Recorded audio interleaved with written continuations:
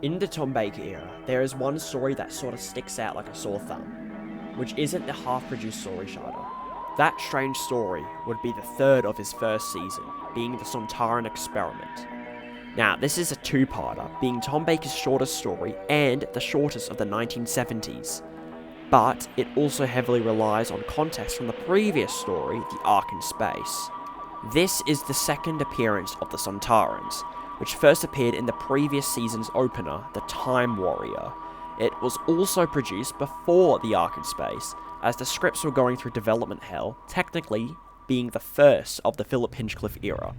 This story aired in two parts between the 22nd of February 1975 to the 1st of March 1975. Script editor Robert Holmes disliked six-parters, and originally there was to be a six-parter after Robot, so he adjusted it so there'll be a four-parter and a two-parter, creating The Ark in Space and the Sontaran Experiment as we know it. This story was written by the duo dubbed the Bristol Boys of Bob Baker and Dave Martin.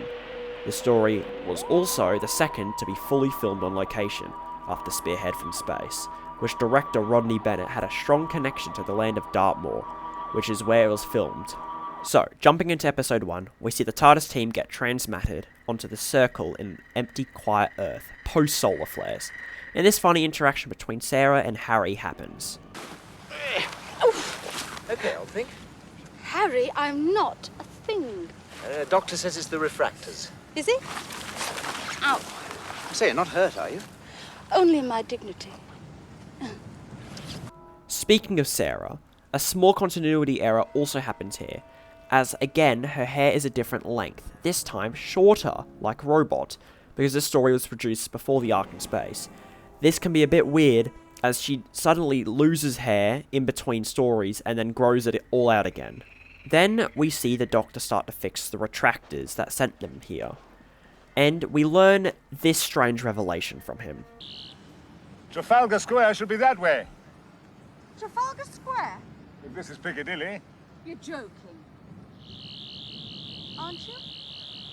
mind the traffic.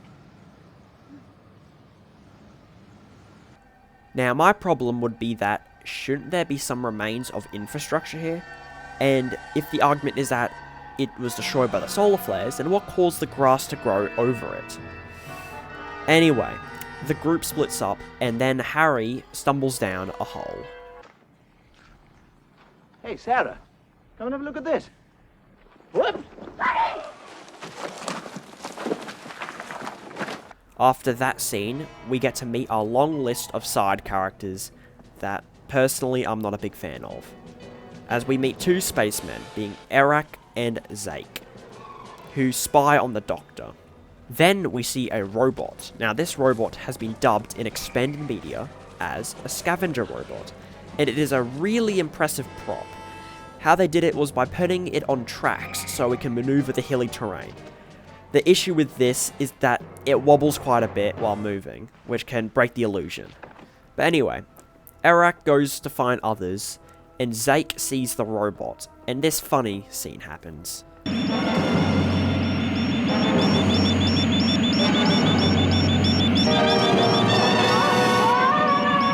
Now, I know this is supposed to be a frightening scene and also quite dark, as a man would much rather jump off a cliff than face the robot.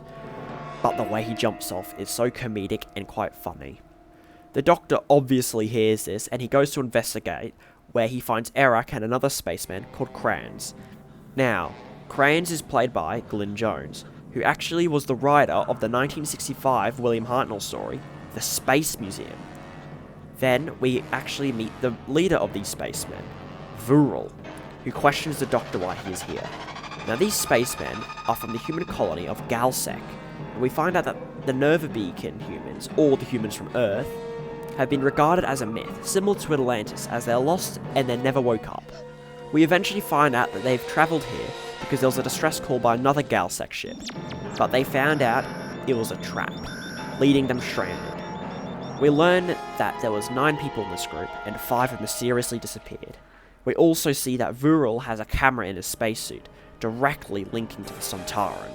Now let's get back to Sarah and Harry. As Harry is stuck in a hole, Sarah goes to look for the Doctor, where she is saved from a scavenger robot by Roth. Now, Roth is another member of this group from Galsec, and he is slightly deranged and has lost his mind, as he's just escaped the Sontaran. And he reveals that 2 other members that we don't see, being Heath and Splyer, have been killed by the Sontaran. And there's also this unnamed prisoner who Harry tries to look after in part 2, but we'll get to him later. Now, Harry investigates the hole where it finds a tunnel-ish cave thing that leads somewhere outside, closer to the Sontaran spaceship, which is kind of what he does for the rest of this episode. Eventually, Sarah and Roth find the Doctor and free him from the others, to where they all try to look for Harry. Then, the Doctor falls down the hole as well, leading Roth and Sarah to be captured by the scavenger robot, and the Doctor can't do anything. We see Harry spy on the Sontaran spaceship, and then he eventually sees Sarah and Roth getting dragged from the scavenger robot to the Sontaran, who emerges out of it for the episode 1 cliffhanger. Now let's finally talk about the Sontaran in this story, which is Field Major Steyer, who is doing a G3 military assessment survey on humans. We also see a Sontaran Marshal who checks in on video for the latest updates on the experiments. Now both of these Sontarans are played by Kevin Lindsay, who played the Sontaran Lynx in their first appearance, the Time Warrior. And he also played Cho-Ji from the Planet of the Spiders. For a clone race, Lynx and Steyer look quite different from each other. This is because they changed the head to better suit Kevin Lindsay, who had respiratory issues under the first one, which I'll get to later. But when they next appear in the Invasion of Time, they look completely different. And after that, in their final classic appearance, the 2 Doctors, they even look more different. That means the Sontarans, which are a clone race, never look the same in 2 stories, which is something the modern show has mostly done correct. Now, Steyer's experiments that he does during the story include how long does a human not need moisture, and what resistance does a human have to fear, as well as how strong is human flesh and a human ribcage. These experiments are made for a future invasion of Earth and of the human race. However, there's an issue with this. As it has been clearly established in this story as well as the previous one, there is no one on Earth, and Steyer had to lure these Galsec humans to Earth to conduct these experiments. But actually, why? If the Sontarans want to invade Earth, then why don't they? There is no one there to stop them, because this story explains that there's an invasion fleet ready. So why can't they invade? According to the Doctor at the end of the story, this is supposed to somehow help them in their endless war against the Rutans, which is also the first mention of the Rutans, the main monster of horror of Fang Rock. Now, I don't know if expanded media has explained the strange plan, but there's an easy workaround which would make much more sense for this story. It would be much better if the previous story ended with the TARDIS team actually travelling in the TARDIS, not by transmat. This would mean that the TARDIS team will actually get to see a properly populated Earth, and it would make much more sense for the Sontarans to invade it. Or you could have had survivors who survived the solar storm, or you could even have the Nerva beacon falsely calculate the solar storm. I don't know, but there is really nothing that explains the strange plan that the Sontarans have in this story. Now, back to the story. We see Steyer shoot and kill Roth, who attempts to run away from him. Now, personally, Roth is easily the best of the supporting cast of characters, as he's, well, the most three-dimensional. Because, well, Iraq and Kranz, and as well as Vural, just blend in with each other. And they actually had a chance to add more with Vural, as we find out that Steyer and Vural met up at the first day, and in exchange of protecting his friends, he plants a camera on him, which obviously didn't work out, but just sort of a waste of a plot. Now, also in part 2, those 3 characters I mentioned before also get captured by the scavenger robot, and they get brought to Steyer for more experiments. The only other interesting character is the prisoner, who Harry tries to look after, who is deprived of moisture, but he's only really in 3 scenes and then he dies. Then, the Doctor travels through the same cave passage that Harry was in, and they find Sarah getting experimented on. Now, she is getting tested on her fear, where she starts to hallucinate seeing snakes and weird goo, or actually whatever is that stuff that's on her legs. Harry tries to save her, but is blocked by a force field, but the Doctor disables it with a sonic screwdriver. Then, Steyr catches him in the act, where this scene happens. You unspeakable abomination! Words, Earthling, will never prevail against Sontaran might. Now, if that seemed like an impressive stunt, then you're not wrong, as Tom Baker just broke his collarbone at that shot. This caused him to be rushed to the nearest hospital, and that was nearly the end of his era as the Doctor, as Philip Hinchcliffe was scared that if it was too serious, then they'd have to reshoot everything.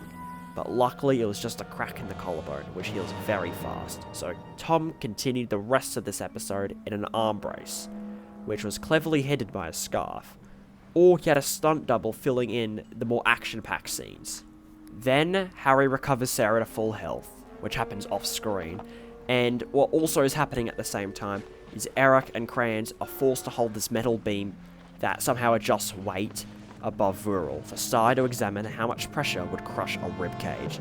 Now this is a scene where the actor of Vural, Donald Douglas, had to tone down his screaming as it was way too realistic and scary for younger audience members. Then the Doctor emerges and challenges Steyr for a fight, which is something that Sontarans traditionally never turn down. Now this fight does feature Tom Baker's double, Terry Walsh, who played Zake early in the story. Now the plan of this fight is to wear down Steyr's energy so that he has to go back to his ship and re-energize. But during the fight, Harry steals the Energizer, causing his ship to explode and all the energy to rebound back onto Steyr, where this scene happens.